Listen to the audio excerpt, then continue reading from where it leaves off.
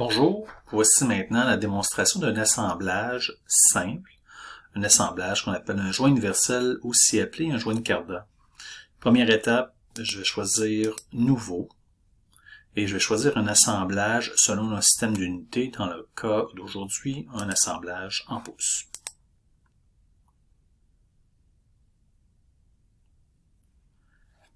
Par défaut, le logiciel recherche des pièces, je vais fermer le système et je vais refermer pour vous montrer l'écran d'origine. J'aime bien avoir donc montré les origines ici et l'origine, c'est important pour l'insertion de la première pièce. Ce qui est différent, c'est que vous avez toujours vos trois plans, donc face, dessus, droite, mais vous avez aussi double trombone pour les différentes contraintes d'assemblage que je vais appliquer. Je vais ouvrir mon explorateur.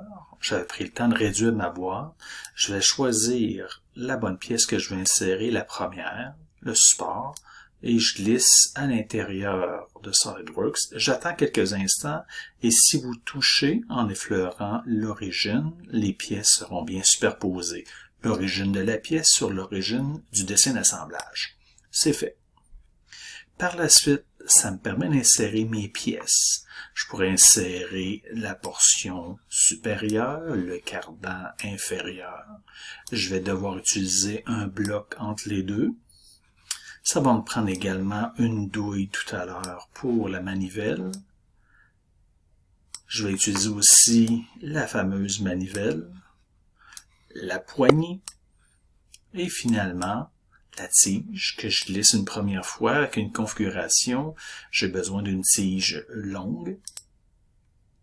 Et à nouveau, avec l'explorateur, je glisse une tige. Cette fois-ci, je vais avoir une courte. Et une dernière tige, toujours à l'intérieur, une courte. J'accepte. Voici les différentes pièces que j'ai besoin pour la démonstration. Si vous remarquez, les pièces, selon l'ordre d'insertion, c'est vraiment l'ordre qu'on va retrouver dans la nomenclature de votre dessin. Lorsque vous avez un F, c'est parce que la pièce est fixe dans l'espace, un petit moins et un degré de liberté qui est permis en X, Y, Z, soit une translation, sinon une rotation. Je vais tasser mes différentes pièces, je les pointe tout simplement, je les prépositionne, et ça va me permettre d'avoir plus d'espace pour bien voir ce que je souhaite faire. Et maintenant, je peux à nouveau revenir au niveau de l'œil et enlever l'affichage des origines. Première chose que je vais faire, je vais insérer le cylindre à l'intérieur du trou. Je vais donc lui dire dans un assemblage, faire une contrainte. Les étapes, c'est de choisir le cylindre extérieur versus le cylindre intérieur. Les deux pièces, par défaut, sont coaxiales. J'accepte. Degré de liberté qui est encore permis, translation et rotation. C'est normal, c'est ce que je souhaite. Prochaine étape, je suis toujours dans la fonction contrainte. Je vais donc choisir une surface cette fois-ci. En maintenant enfoncer ma roulette, je vais choisir le dessous du support supérieur. Et le logiciel me propose coïncidence, c'est ce que je souhaite. Crochet. La première pièce est insérée, sa rotation est toujours permise, c'était mon intention. La pièce suivante, j'ai aussi la possibilité d'accepter. Dans l'onglet déplacer, j'ai rotation d'un composant, du composant. Je pourrais le tourner légèrement parce que je souhaite toucher le rebord du cercle et le rebord du cercle et placer les deux cercles coaxiaux. Contrainte. Je vais y aller en touchant le rebord de celui-ci avec le rebord de celui-là. Les deux cercles sont coaxiaux et coïncidents. Donc, merveilleux. Crochet. Ça me permet de voir que le petit cube peut tourner sur lui-même et si je tourne ma première pièce, il est entraîné. Je peux m'éloigner, approcher celle-ci. Je vais l'accepter. Je vais faire une rotation de mon composant. Donc, mon composant a besoin de s'insérer ici à l'intérieur. Donc, je vais le placer comme ça.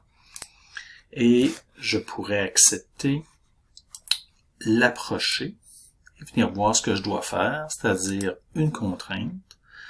Pour les besoins, je vais la recommencer. Donc, une contrainte, cercle avec le cercle intérieur ici. Donc c'est merveilleux, c'est bien positionné, crochet. Ça me permet de vous montrer que je peux tourner le cube, je peux entraîner mes pièces, et là il va nous rester maintenant à bien positionner la forme. C'est-à-dire, je vais pouvoir lui dire le cylindre extérieur de celle-ci avec le cylindre, celui-ci. J'obtiens la fonction, plutôt la contrainte coaxiale, que j'accepte. Crochet. Repositionnement. Si maintenant je valide, ça fonctionne très bien. Je vais approcher mes tiges. Je touche le cylindre, je touche l'autre cylindre. Coaxial, crochet, c'est fait. Et je vais toucher surface, surface. Le logiciel trouve le point de tangence. Merveilleux. C'est ce que je désirais. Celle-ci maintenant, je souhaite prendre le cylindre extérieur avec l'axe qui est ici, crochet, et l'extérieur avec cette pièce-ci au point de tangence. C'est généré. Je peux tourner ma pièce, l'approcher, la prédispositionner, la positionner, excusez-moi, et choisir à nouveau le cylindre avec l'alésage. Crochet pour l'accepter, surface, surface, le point de tangence est trouvé, crochet. Pour la poignée, je vais me permettre de toucher une pièce, faire un bouton droit dessus et la fixer temporairement dans l'espace. C'est ce que j'ai fait.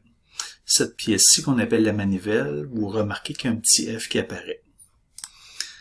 Pour la présentation, je vais faire une contrainte. Je vais choisir cercle supérieur et je vais m'assurer de choisir celui-ci. Donc là, je n'ai pas pris la bonne surface. Je vais donc détruire et tenter de choisir l'arête qui est souhaitable, celle-ci. Encore, je vais mettre une petite erreur et je vais tenter de choisir. Et voilà. Donc, l'arête. Arête sur arête. Parfait. On remarque que la pièce du haut peut tourner sur elle-même, bien positionnée. Ça me convient. Maintenant, la douille. La douille, première étape, cylindre-cylindre. C'est bien positionné. Qu'est-ce qui manque maintenant? Positionnement à la hauteur et empêcher la rotation. Surface, surface. Je vous suggère parallèle. C'est vrai, c'est fait. Et finalement, pour les besoins, je vais y aller avec la surface du dessous, avec l'arête qui est ici. C'est bien positionné. Coïncidente comme étant les deux surfaces. Crochet. J'accepte. Vous avez donc la manivelle que j'ai assemblée juste à côté. Je touche la pièce, bouton droit, je vais la libérer pour me repositionner et apporter cette fois-ci la fameuse manivelle. Je peux me positionner comme ça. À l'intérieur, si on remarque qu'il y a un petit plat. Bon. Il y a des gens qui pourraient vous suggérer de changer votre affichage pour arriver en pointillé. Moi, je préfère garder les pièces pleines, couleurs. Et puis, j'y vais avec contraint. Cylindre, cylindre. La position est adéquate. Ça me convient. Crochet. On pourrait voir maintenant qu'est-ce qui manque. Déplacement. Je pourrais lui dire le plat ici avec l'autre plat qui est juste ici. Mon souhait, parallèle. C'est fait. Crochet. Et finalement, surface sous la pièce avec la surface qui est ici, le dessus, pour avoir coïncidence. Et je vais me permettre de placer une distance de 1/32e pour les besoins de la démonstration.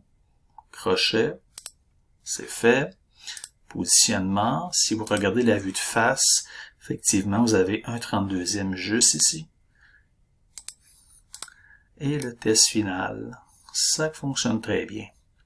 Merci. Bonne journée.